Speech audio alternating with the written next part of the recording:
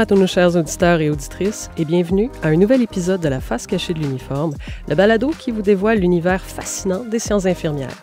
Nous découvrirons la profession sous toutes ses coutures car, bien que tous les infirmiers et infirmières endossent l'uniforme, tous et toutes ne font pas la même chose. Mon nom est Audrey B. Fortier et je serai votre animatrice tout au long de cet épisode durant lequel nous allons parler des soins de plaie. En effet, on s'est tous déjà fait mal, on a tous déjà eu une plaie qui semblait banale, mais saviez-vous qu'une mauvaise gestion de cette dernière peut entraîner des conséquences graves? C'est pourquoi il existe des spécialistes en la matière qui s'assurent d'une prise en charge optimale. Et aujourd'hui, j'ai la chance d'accueillir l'une de ces expertes, Joumana Fawaz, infirmière et présidente du regroupement québécois en soins de plaie. Bonjour Joumana. Comment ça va? Bonjour Audrey. Ça va bien, merci. Et toi? Oui, merci d'avoir accepté notre invitation. C'est un plaisir de t'avoir avec nous aujourd'hui. Pour commencer, est-ce que tu pourrais nous parler un peu de ton parcours professionnel? Comment est-ce que tu en es venue à devenir infirmière et surtout à adorer les soins de plaie? Oui.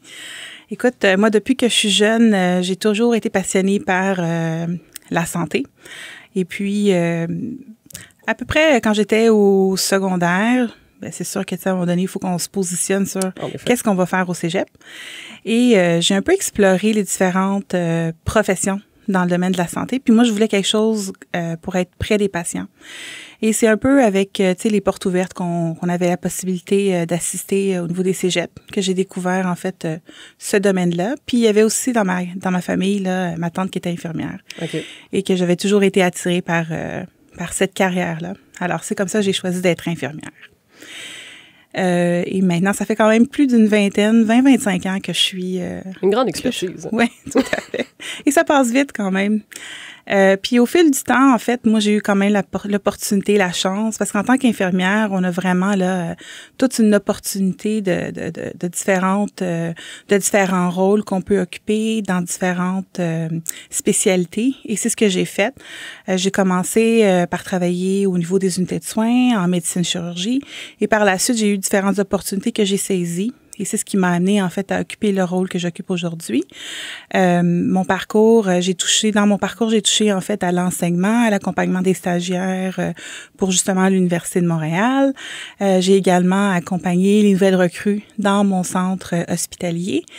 Et c'est en fait un peu ça qui m'a amené vers les soins de plaie. À un moment donné, j'avais touché à plusieurs domaines dans mon centre et puis je me disais, bon, mais quel autre défi que je pouvais relever.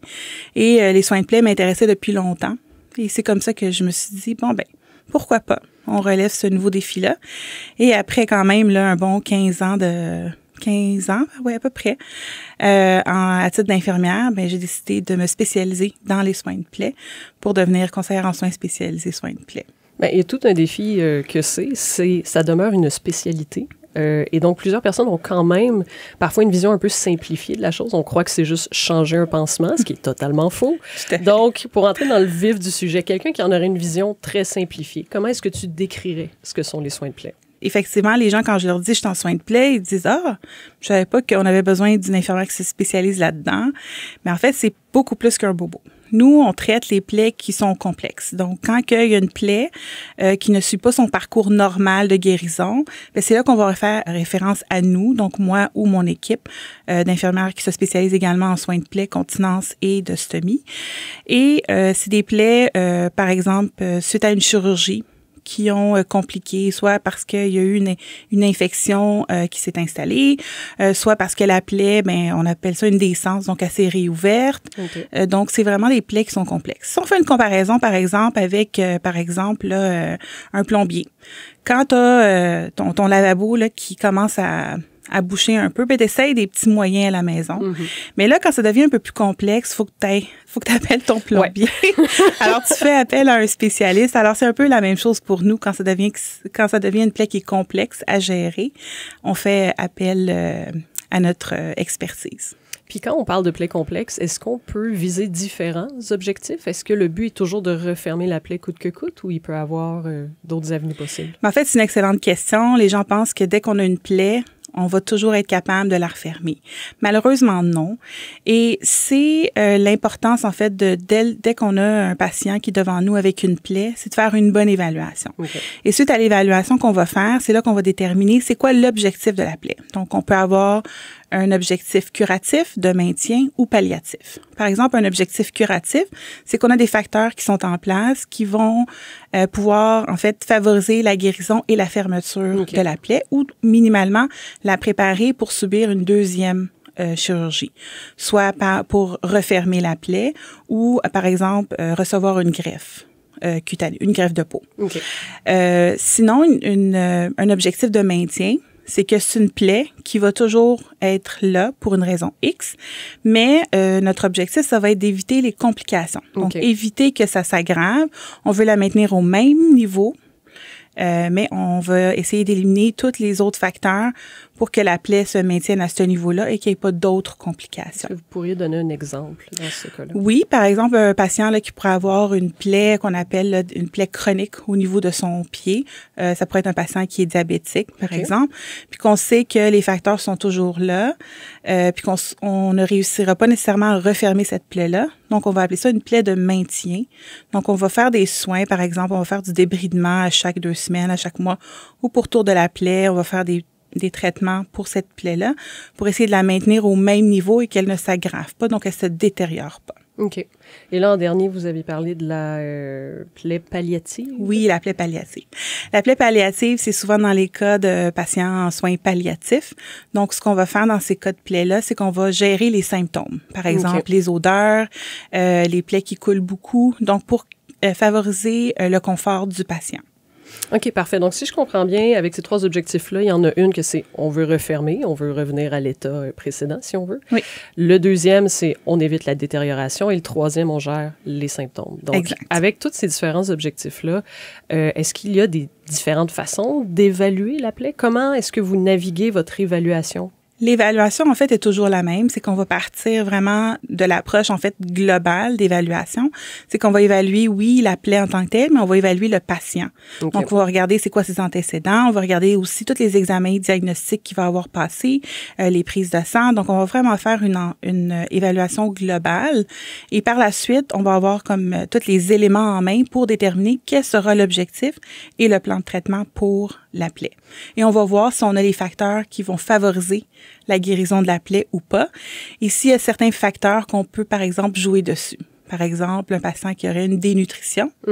Mais est-ce qu'on peut, par exemple, faire intervenir la nutritionniste pour essayer justement de favoriser l'apport, exemple, en protéines pour nous aider là, à favoriser la guérison de la plaie. OK, parfait. L'autre question que je me pose quand on a une plaie, ça peut venir des fois avec son lot de bagages, on va dire, émotifs. Certaines personnes, dépendamment de la plaie, peuvent avoir un peu de honte, de gêne, il y a de la douleur qui est associée à ça. Donc, quand vous faites l'évaluation, est-ce que les éléments psychologiques et émotifs sont pris en compte? Oui, tout à fait. Et c'est là que, en fait, le patient partenaire prend tout son sens. Quand on détermine un plan de traitement, oui, c'est important de le déterminer, mais il faut le déterminer avec le patient. Parce que moi, par exemple, je pourrais avoir comme objectif que oui, je veux la fermer la plaie et il y a certaines interventions qu'on doit mettre en place, mais peut-être que c'est pas l'objectif du patient. Parce qu'on a, par exemple, une modification au niveau de ses habitudes de vie à faire, mais lui, peut-être qu'il est pas prêt ou il veut tout simplement pas. Alors, c'est là que c'est important de voir, lui, le patient, qu'est-ce qu'il veut. Et de faire, en fait, un partenariat avec le patient, puis de partir de lui, qu'est-ce qu'il veut. Puis, avec ça, on est capable de voir, est-ce qu'il y a des aspects, justement, psychologiques, émotifs, de voir, nous, comment on peut l'accompagner puis l'aider là-dedans, et voir est-ce qu'on le réfère à d'autres sources également. Et nous, en tant qu'infirmière, on a l'avantage que dans notre champ de pratique, on peut référer à d'autres professionnels. C'est-à-dire que je pourrais référer, par exemple, à une psychologue, je pourrais le référer à une travailleuse sociale, ou si j'ai besoin, par exemple, de l'aide de mes collègues également ergothérapeutes, physiothérapeutes, nutritionnistes, j'ai la possibilité de le faire aussi en tant qu'infirmière. OK, donc de ce que je comprends, c'est que même si c'est une spécialité en soi, c'est pas un champ de pratique où vous êtes tout seul, vous êtes en collaboration avec plusieurs autres professionnels. Là. Tout à fait. Puis en fait, souvent, c'est le facteur du succès. En fait, c'est le travail interdisciplinaire parce que, par exemple, une plaie qui est complexe, mais ça nécessite en fait l'expertise de plusieurs intervenants. Par exemple, si on revient à notre patient avec une plaie du pied diabétique, bien, ça va peut-être nécessiter justement l'expertise d'un orthésiste parce qu'on doit lui faire une chaussure, par exemple, orthopédique. Ça peut nécessiter également une infirmière en soins podologiques pour, par exemple, un débridement de façon... Débridement. Je ne viens pas du milieu. Bonne question. En fait, c'est comme d'enlever en fait la peau morte au pourtour ou les callosités. On pourrait avoir aussi besoin, par exemple, de la physiothérapeute pour voir au niveau de sa mobilité, ses déplacements. Donc, on fait référence, ou la nutritionniste pour optimiser, par exemple, son alimentation. OK, parfait. L'autre question que j'avais en tête, bon là, on parle de beaucoup de collaboration avec d'autres professionnels, il y a des évaluations complexes, on a des objectifs différents. Est-ce vrai qu'en soins de plaie, vous avez le droit de prescription? Oui, tout à fait. C'est quelque chose qu'on a quand même depuis plusieurs années. On a le droit de prescrire tout ce qui est, par exemple, là, je parlais vraiment spécifiquement pour les soins de plaie. Ouais.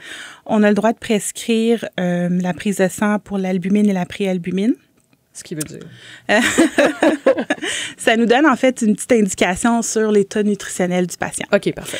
Et on a le droit de faire une demande. On a le droit de prescrire aussi la culture de plaie. Donc, si on a une suspicion que le patient il y a une infection de plaie, c'est sûr que je dois faire une évaluation au préalable pour éviter de faire des cultures de plaie de façon inutile.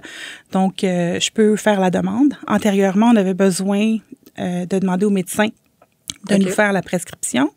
Et j'ai le droit également de prescrire tout ce qui est produits et pansements. Donc ça, c'est intéressant aussi parce que le patient, quand il a son congé, bien, je suis complètement autonome dans ma pratique. Je peux tout lui prescrire ses produits et pansements. Il peut aller les chercher en pharmacie et il peut également, s'il y a des assurances privées, bien, il peut faire les démarches aussi pour son remboursement. OK, intéressant. Puis il y a certains produits aussi topiques au niveau dermatologique. Par exemple, je pourrais prescrire s'il y a une petite infection fongique. Je pourrais lui prescrire une petite crème. Il y a certains, il y a une classe de médicaments. On regarde aussi au niveau de la RAMQ. Il y a vraiment une section qui nous indique qu'est-ce qui est possible de prescrire à titre d'infirmière. Donc, on peut prescrire dans ces crèmes-là pour le patient. OK, intéressant. Donc, bon, là, on voit qu'il y a une grande autonomie, il y a beaucoup de produits, il y a beaucoup d'objectifs, on est en partenariat avec énormément de gens. Donc, question de concrétiser un peu tout ce qu'on vient de se dire. Est-ce que vous pourriez nous donner un exemple concret d'une plaie complexe que vous avez traitée? Comment vous avez manœuvré? C'est quoi les défis qui sont ressortis au fur et à mesure? Oui. C'est sûr que moi, ma pratique, elle est en centre hospitalier. Elle n'est pas en communautaire.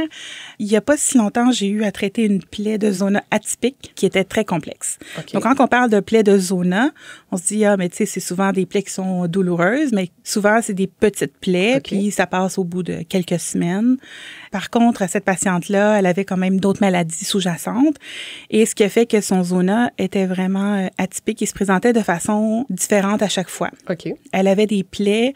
Ça a commencé sur certaines régions de son corps et plus ça allait, plus ça se généralisait sur son corps. La plaie grandissait. Alors, ça a été quand même assez complexe à gérer parce que au début, on était capable de traiter les premières lésions qui ont apparu et on était arrivé quand même à les cicatriser.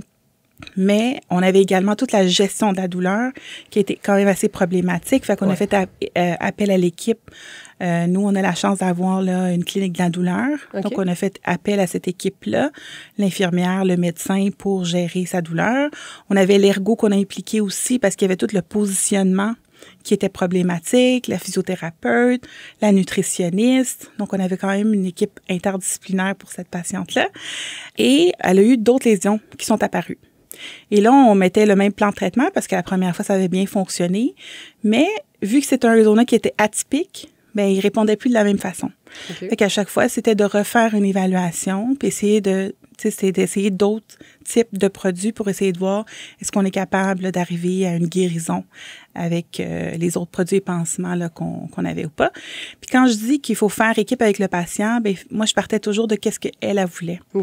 Et quand est-ce que c'était le meilleur moment pour elle de la voir, parce que c'était quand même assez complexe comme situation. Puis il y avait la famille également qu'on a impliquée dans ce dossier-là.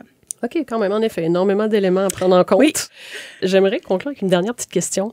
Pour ceux qui nous écouteraient, là, qui seraient tout d'un coup intéressés par ce domaine d'expertise peu connu, quel conseil donneriez-vous à quelqu'un qui aimerait se spécialiser là-dedans? D'être curieux, parce que, en fait, c'est un domaine que je trouve qui est en pleine effervescence et c'est une des activités réservées de l'infirmière. Et je trouve que c'est tellement un beau rôle autonome. Et ça nous permet vraiment de pratiquer, là, d'avoir ça nous permet vraiment de pratiquer notre rôle complètement autonome. Okay. Puis un conseil que j'aurais à donner, c'est vraiment d'oser. Parce que c'est sûr, quand on commence, c'est pas évident parce qu'il y a tellement de plaies, puis il y a tellement de connaissances et de compétences à aller chercher. Alors, il faut pas se décourager. Et bien, sur ces dernières paroles, merci beaucoup, Joumana, de votre présence aujourd'hui. Ça a été un plaisir de discuter avec vous. Un merci également tout spécial à vous qui nous écoutez. J'espère que vous avez apprécié la discussion autant que nous. N'oubliez pas que notre balado est disponible sur Spotify, Apple Podcasts, Google Podcasts, Balado Québec, ainsi que sur le site web de CISM. Au plaisir de vous avoir avec nous au prochain épisode. Et d'ici là, prenez soin de vous.